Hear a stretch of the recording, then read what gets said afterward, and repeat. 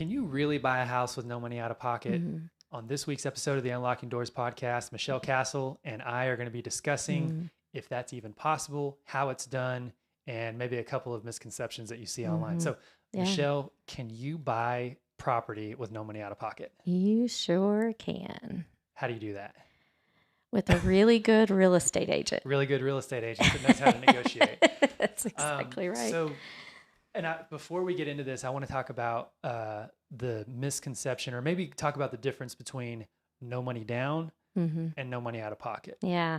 So when you hear no money down and no money out of pocket, some people Sounds think like a it's the same gimmick, thing. right? Yeah. Yeah. Well, and it is. You're right. It does. It's confusing. Yeah. So, can you buy a house with no money down? Yes, you Absolutely. can. Depends on the loan program. It also depends on whether or not you can find down payment assistance programs, which exist, and Right. every state's different. So we'll talk about Texas more specific, and even Oklahoma. We've got some great programs to help first-time home buyers. Some of them aren't even just for first-time home buyers that will assist with the either the down payment or closing cost. Right. But let's just assume it's going to go towards down payment. Right. Then so that covers the no money down. You could go USDA, zero down financing. Not all cities qualify. Right. And you can go to USDA.gov's website and put in property address to determine whether or not your the property that you're looking at qualifies.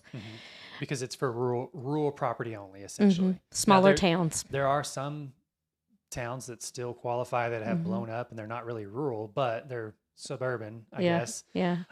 So what's another loan program that's no money down? Of course, your VA. Right. So that's a zero down payment program. Right. So those are the two main zero down payment programs. Right. So if you don't qualify for either one of those, or the property doesn't qualify, you could do an FHA loan or a conventional loan with 3 or 3.5% down payment. Right. And use a down payment assistance program. Right.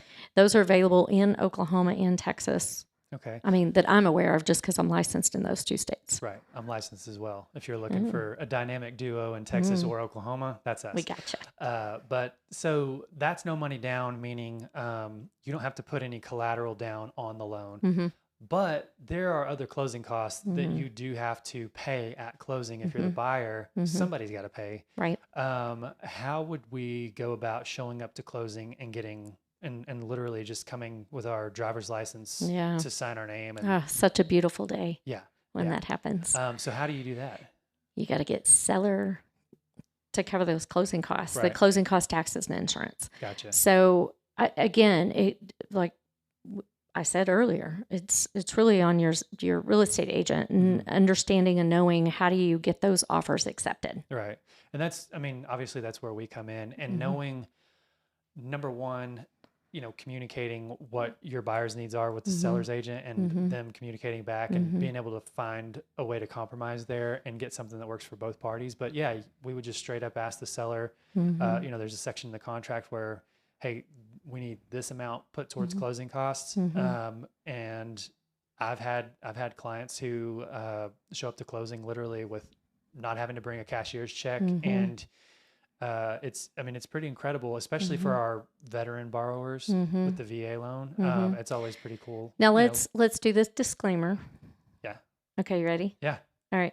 So when you are buying a house and you're under contract, there are some expectations of you've got earnest money that you have to put up. Yes. So explain that. So earnest money is essentially the buyer's skin in the game. It's the consideration that they have to put in the escrow account at the title company. They're going to hold those funds, and it's like your security deposit to me. Yeah, it's basically your security deposit. Yeah. Now that'll be credited back to the buyer at closing, and then Option fee. Option fee is something, that's... Wait, let's back up. Yeah. Earnest money. About how much do you expect on earnest money? Let's say it's a $300,000 house. $300,000 house. So a general rule of thumb, and this is different with every property, but generally they would ask for 1%. Okay.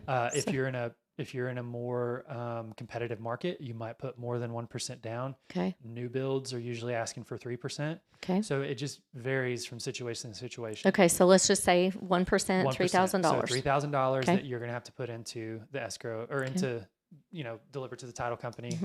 And then your option fee that you asked about. Now that is here in Texas, you can negotiate a certain time period within that first 5 days, 7 days, 10 days, whatever you negotiate with the seller to do your inspections, your due diligence on the property. But to get that option, you have to pay them an option fee. Okay. What are you collecting for that? Say that again. How much is that? Oh, how much is that? So if it's a $300,000 property, usually 100, 150 somewhere in there. You're essentially, and the seller gets that no matter what, whether you buy the property or not, they get that. Now, if you're the buyer and you terminate during that option period, you automatically get your earnest money back. Okay. As long as you have delivered your option fee, you get your earnest money back. As long as you have a good real estate agent that makes sure all of that gets delivered. Yes. And that's why we have deadlines, and that's why we are sticklers about meeting those deadlines, is because it can cost you a lot of money to not pay attention to that stuff. So that's the option fee. Now, aside from that, in the process, you have to pay for an inspection. And that's going to be $450 to $600, depending on how big the home is. And if there's any other additional, like if you want a termite inspection, on-site septic inspection. So there's going to be some other costs associated with that. And then you also have the appraisal. And that's running about $550. $550, yeah. Okay. And these are items that are paid for before you get to the closing table. Yeah. Now, unfortunately, you can't, the seller's not going to hand you money and say, here's my cash, you can go pay these people with my cash. That's not how that works. So there is money that has to leave your bank account. So it's basically about $4,000. Yeah, basically about $4,000 for a $300,000 house. So what's been really fun is whenever we have you're going to closing and you're not bringing any money. Yeah. Because you've already paid for all of this. Right. We have a seller that's covering the closing costs, taxes, and insurance. Right. You have a down payment assistance program that's covering the down payment. There's been some times that people leave with money, which is a reimbursement of some of the upfront cost. Yeah. And that's really a good day when you get keys and a check. Yeah. And see, I wasn't sure if I could say that. Yeah. Because have had, our clients get their earnest, either get the earnest money all of their earnest money back. And so, but like I said, there's no standard for earnest money. Like I had a client who, it was a $500,000 transaction that y'all funded for a VA buyer of ours. And we put $1,000 earnest money up. I remember. Because the seller was really cool.